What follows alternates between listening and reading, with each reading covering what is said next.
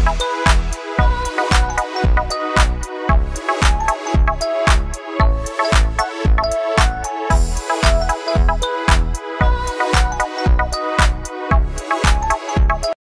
Everyone, good morning. কেমন আছেন সবাই? Welcome back to my channel. তো আজকে ওয়েদারটা ভীষণই সুন্দর। কাল রাত থেকেই বৃষ্টি হচ্ছে, আজ সকালেও একটু হয়েছে, এখন একটু বন্ধ আছে। এখন বাজে ওই 9টা মতো, আর আমি একটু বাজারের দিকে বেরোবো। সকালের দিকটা বেশ ভালো লাগছে, তাই বাইরে এসে একটু ঘুরছি। আর এই যে পাড়া ঘুরনিটা দেখছেন, এ সারাদিন এদিক ওদিক ঘুরে বেড়ায়, কখনো আমাদের রুমে, বাইরে, এদিক ওদিক কোথায় না থাকে।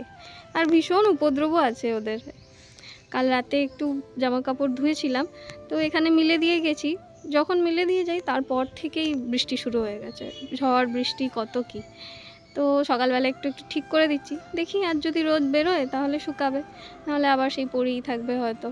বর্ষাকালে এই একটা সমস্যা, জামা কাপড় থেকে ভেজা গন্ধ যায় না, খুব একটা রোদ বেরোয় না। এই একটা দিকেই সুবিধা, এখানে জায়গাটা অনেকটা বড় আর এমনি ফাঁকা, রোদ না বেরোলেও হাওয়াতে তো ঠিকই শুকিয়ে যায়। এই হস্টেলটাতে আমরা বেশ অনেকজনই আছি, কিন্তু খুব একটা এখানে চাপাচাপি হয় না, মানে ঠিক ফাঁকা ফাঁকাই থাকে। এবারে এর ছাদটাও অনেকটা বড়, তাই ছাদেতেও অনেকজন জামা কাপড় মেলে। চলুন, হয়ে গেছে, এবারে যাই, রুমটা একটু গুছাবো আর একটু বাজারের দিকেও বেরোবো। কিছু রান্নাবান্না করতে হবে, আজকে আমি একাই আছি।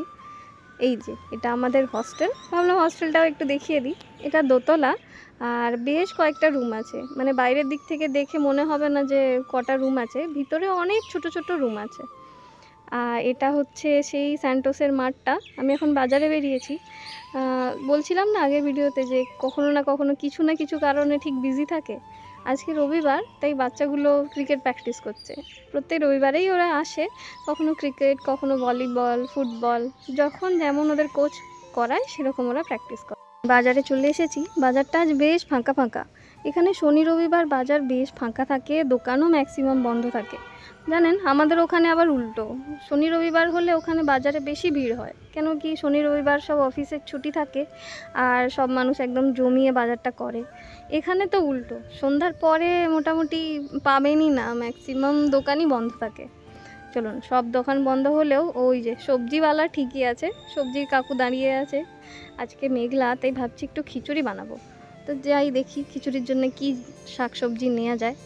চলে এসেছি দোকানে, আর নেব ওই একটু ঢ্যাঁড়স, পটল, টমেটো, এইসবই নেব। সব খিচুড়ির জন্য খুব একটা ভালো সবজি পাওয়া যাচ্ছে না। ওই যে ফুলকপিগুলো দেখছিলেন, ওইগুলোর দাম বলে কিনা 45 টাকা। তো ওইটুকু ফুলকপি 45 টাকায় নিয়ে আর কি করব, তাই আর নিইনি।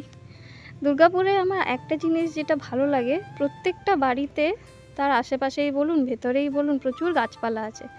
এই যে আমাদের হস্টেলেরও আশেপাশে প্রচুর গাছপালা আছে, আর প্রত্যেকটা বাড়িতে একটা করে নিম গাছ আর বেল গাছ আছে।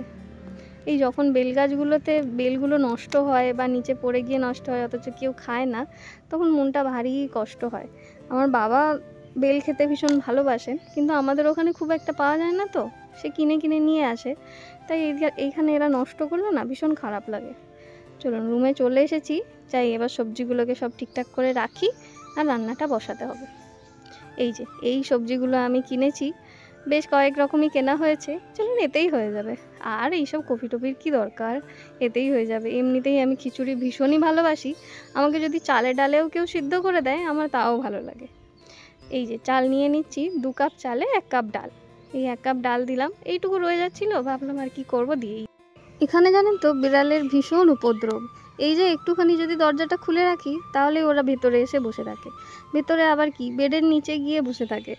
আগের দিন একটা ঘটনা হয়েছে, একটা বিড়াল এসে 2টো বাচ্চা দিয়ে দিয়েছে।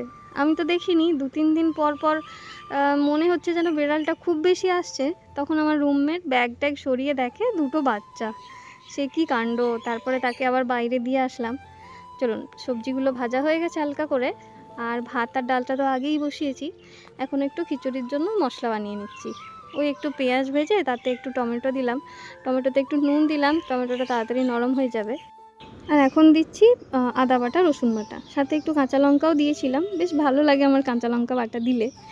আর এরপরে কিছু রেগুলার মশলা দিয়ে দেবো, ওই হলুদ গুঁড়ো, জিরে গুঁড়ো, ধনে গুঁড়ো আর লঙ্কা গুঁড়ো একটু দিয়ে দেবো। লঙ্কাটা খুব বেশি দেবো না, যেহেতু একটু কাঁচা লঙ্কা দিয়েছি, ঝালটা দেখে তারপরে আবার দেবো। এরপরে একটু ভালো করে কষিয়ে নেওয়ার পরে ওই মিক্সি ধোয়া জলটা দিয়ে দিচ্ছি। বাঙালির তো কথাতেই আছে বাটি ধোয়া জল না দিলে তরকারি টেস্ট হবে না, তাই দিয়ে দিলাম। এই যে মশলাটাও হয়ে গেছে। এবারে ওই চাল ডাল যে সেদ্ধ হয়েছিল তার মধ্যে আমি ভাজা সবজিগুলো দিয়ে দিচ্ছি আর মশলাটাও দিয়ে দিচ্ছি। মশলাটা দিয়ে একটু নেড়ে নেব। একটু জলটা কম হয়ে গেছে তাই একটু জলও দিয়ে দেবো এর মধ্যে, এখনও খুব ভালো করে সেদ্ধ হয়নি। এবারে স্বাদ মতো নুন দিয়ে দিচ্ছি। ততক্ষণ দিদি পরিষ্কার করতেও চলে এসেছে, তাই ঘরটা একটু পরিষ্কার করে দিচ্ছে। এমনিতে আমি রুমে রান্না করি না, কিন্তু আজকে একা আছি আর ভালো লাগছে না বাইরে যেতে, ওই জন্য এখানেই করছি। এই যে প্রায় হয়েই গেছে।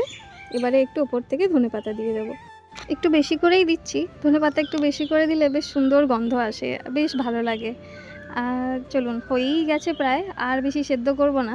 এবারে ওপর থেকে একটু গরম মশলা দিয়ে নামিয়ে নেব। এই যে খিচুড়ি তো হয়েই গেছে। খিচুড়ির সাথে সাথে কি বানিয়েছি দেখাই। এটা হচ্ছে বিট গাজর ভাজা করেছি একটু, আর এখানে আলু আর ঢেঁড়স একসাথে একটু ভাজা করেছি, আর পটল ভাজা করেছি। ডিম ভাজা করিনি, ডিম আমি খুব একটা খাই না, তো ওরা যদি খায় ওরা তখন নিজের মতো ভেজে নেবে। চলুন থালা সাজানো হয়ে গেছে, এবারে খেতে বসে যাই। এরপর আবার ডিউটি যেতে হবে, নাহলে লেট হয়ে যাবে। চলুন আজকের মতো আসছি, আবার দেখা হবে পরের একটা ভিডিওতে। টাটা।